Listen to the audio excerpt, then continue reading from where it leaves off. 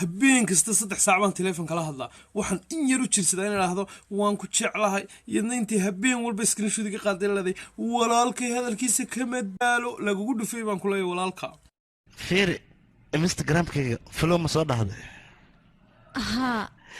facebook ma aqbash ها imo-ga ma aqbash ها whatsapp-ka ma igu soo darsatay ها si fiican ugu soo darsatay ها war dhageyso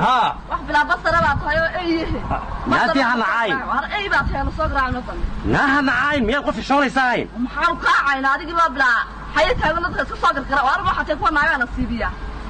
naamay ma hal koox xataa ma laga hayo oo cunug ah wara ama dhalaa mas'ala dhalay farbuutay ayo wara afka suubsan ku iri wara an dadaal ma iyare ayo duhure waa galay cisho waa galay ayo maghrib waa galay waa ku luxe